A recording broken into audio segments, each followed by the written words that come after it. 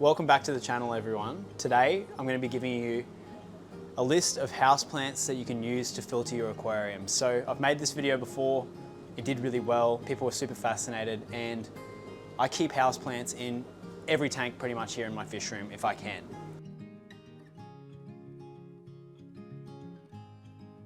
So the reason I like to use houseplants is firstly, it looks really pretty, and secondly, they suck out a ton of nitrates in your aquarium. So all those bad chemicals that start to build up in your tank, houseplants can actually help to take them out. So a lot of people like to use aquarium plants. I think houseplants add another dimension to your tank, and there's something that I learned only a year ago, and since then I've turned this place into a little bit of an oasis. So with enough time, in a year's time, I reckon all of these plants are going to go absolutely crazy, be growing everywhere. If you come to my shop, out the front, you'll see the effects that plants have had on this shop. So out here, we've had this shop for a little bit over a year now, and you can see the plants have grown nuts. Before, it looked really empty, and the plants just kind of helped to bring it all together and make it look really, really nice. And none of these plants, there's a few here that are put in pots, but the rest of them are just grown out of the tops of tanks. So yeah, a lot of people ask me before you start doing this as well, everyone asks, how do you put them in the tops of your tanks? All of my plants are put in the tops of the tanks the same way, and that is by taking your lid, taking it, pushing it back like this, and just jamming the cuttings in the corner and closing it. The most simple way possible. That's how I grow all my plants. So since that last video, I've learned a ton about the different plants that you can keep, and a lot of people don't even realize how many there are. So we'll start off with the most common, which is pothos. So there's a few different types of pothos I grow here. I don't know scientific names. The first one, I think this is called like a gold pothos. You can see this one's growing really, really well. Up here. See that one there? Yeah, so that one's got like a nice big fat leaf. It's growing up the wall, but you can see this cutting started down here. So it's grown all up against the wall. It's put its suckers through this pegboard, but I have no clue where that pothos actually started from. Did it start? Has it gone through there? Yeah, it has. Look at it. That's cool. I didn't even realize that. How cool is that? Yeah, but pothos grows really, really well. You just take cuttings of it. You can just buy it pretty much any hardware store, super easy to find, and any pothos will work. So I use Devil's Ivy as well, grows really well. This is a little baby one here, but that's only just started. That's gonna grow really well. Up here you can see some pothos wrapping around this as well. This is more gold pothos, neon green or something like that I think it's called. Over here, there's some pothos down here too that I remember planting. Look at this. And that's just sucking up all the nitrates in that tank down here, keeping it nice and fresh. And look how cool the roots look as well. I think it looks amazing just for a bare bottom tank. Adds another element to it, makes it look natural. The fish lay their eggs in it. So pothos is really cool. That's my first one. The second one is philodendrons. Pretty much any philodendron will grow in your fish tank, and they do really well with low light. So another thing too, if you're gonna grow any of these plants, you do need like some form of lighting. So I light all my fish tanks with these floodlights, as well as out back I use just like normal shop lights. All the plants I'm going to show you today don't need high light, they just need ambient light. So this here is a philodendron. This is a Burl Marx or a Philodendron New Yorker, and this stuff grows like crazy. I give cuttings of this out to heaps and heaps of my friends, and this all started off, all of my Philodendron New Yorker started off from this plant up here. I bought this plant when I opened the store. This plant has not increased in size because I've taken so many cuttings off of it, but if you look up here, there's actually a nice pothos here. This is a snow white pothos, but there's a nice big philodendron there. Here's another pothos, but there's philodendrons here. Anything with philodendron on it is gonna grow really, really well. I've got some new philodendrons here. No clue what type of philodendron this is, but you can see here, I've just ripped it out of the pot and it started growing really, really well for me. Look at this one, a variegated philodendron. Look at that leaf. See it? So that's gonna grow really, really well for you as well. any philodendron species works perfectly for me. Yeah, philodendrons. Another one that works really, really well that I didn't know would work well is Cynogodiums. They've just done so well for me. So you find these all over parks here in Queensland. Like I rip them out of places all the time. I think people call them elephant ears too. But you can see here, this is one that's not even doing that great. This is just like a white butterfly Cynogodium. It grows pretty nice in here. Down here, I ripped out this one yesterday. I found this at Bunnings. This is a pink one. I found this half dead and it's already sprung back to life being in the fish tank. Yeah, it just grows super, super nice. I've got a really cool one that I just got as well. I don't know what it's called. I think it's called Three Kings. This is the Cynogodium. So that's a nice variegated one. That's pretty expensive, but grows perfectly fine in the tanks. There's a massive Cynogodium in the 4-footer. Look at this bad boy. So that one's grown over the top and looks really, really pretty. So yeah, Cynogodiums work well. Here's a pothos you can look at. Look at this one.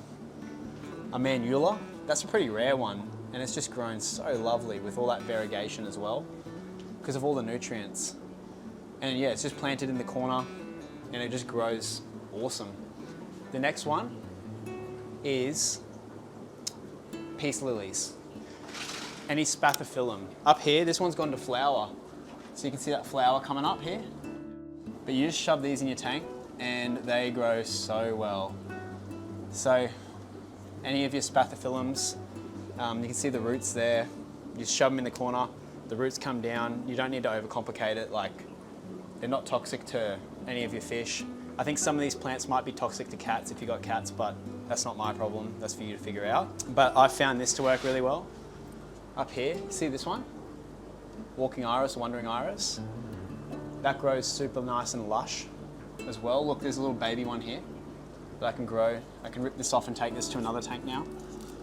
So my tank self-seeded this plant and I can just put this up here and that'll grow super nice as well. So that's how I grow all of these plants. You can see up there, look at that one. Philodendron New Yorker. Do you need a stand? That's all right. You can see it? But yeah. So wandering irises work well. Monsteras, they do really well. Down here, this actually, while we go to the Monstera, look at this thing. Silver pothos. Look how well they do. Look at the size of that leaf. So just because of all these fish in here, it just helps the plants to grow so nice and lovely. But yeah, this is like a silver pothos. This was growing so bad in a pot, I threw it in a fish tank and now it's doing super well. But yeah, Monsteras. So in here, this one's just started. This was doing terrible as well in a pot and I've thrown it in here and it's come back to life. This is a like a walking Monstera, I'm not too sure, but any of your Monstera species do really well. Up here, this is a Thai constellation one. This is Susie, my staff member gave me this as a gift and it's grown really nice in here. That's a really expensive plant there, so I'm really grateful to Susie to give me that, but that's growing really well in my fish tank too. Here, this I think is a mini Monstera, but this was in my bedroom. I took a cutting and this much of it has grown in like a couple of weeks. So yeah, anything with Monstera in it grows really well. Here's another one that you can grow is, what are these called? Stingray, something stingray. Shit. Alocasia, that's it. Alocasias grow well. It's actually really hot in this room. Yeah. But all of your alocasias too, so this is an alocasia stingray. That's grown super well. Like over here, this one was a little baby one up here. Look at this plant. That's like, in 2 weeks, it's grown these brand new leaves and just gone nuts. So yeah, alocasias grow really well. But yeah, alocasias, there's a few cool alocasias you can grow too, like over here. I got this one from the bargain bin. It was nearly dead yesterday, but this will grow well too. Look at this leaf. That'll grow like a gem. So yeah, any of your alocasias. Oh, caladiums too. I found caladiums work really well. Here, this is a caladium. So I bought like a few of these from the bargain bin, and it sent out a bunch of little pups. So now I'm growing the pups, but this is a little baby caladium. This one's not doing that great because I've just found it dried out on the other side of the room. But that one will grow well. Oh, Lucky Bamboo. Remember that? Up here. It grows really slow. This one's, I don't know what happened to this one. It was growing really well, but we moved it and it started to like not like it. Like Lucky Bamboos work okay, but not like the absolute greatest. So you can still use Lucky Bamboo in your tank. But there's one more that was interesting that I wanted to show. Up here. Have a look at this. So this plant is a vanilla bean orchid. And I've been growing vanilla. This actually makes true vanilla beans. So I don't know if I'm ever going to be able to grow vanilla here, but that's the orchid that does it. So I got a cutting of this. I bought my dad a vanilla bean and I bought it for him for Christmas, and there was like a heap of cuttings off of it. So I took one off and grew it in the fish tank. And this is my second cutting off of this. So yeah, vanilla beans grow well too, apparently in fish tanks. But yeah, you can just see like how many plants we grow here. Look at all these little, I've grown all of these from the fish tanks. It's like I haven't been buying plants. These are all just like me taking cuttings and propagating them across the whole room. So yeah, it's not hard at all. And they help benefit the room a lot. It makes it feel really nice and warm and alive. And I reckon it improves the air quality in here too. Oh, spider plants. I'll just flash up oh, we'll go fucking look at it. Oh, we missed this one too. Moses in the cradle. This one I only just figured out. This one grows like a champion.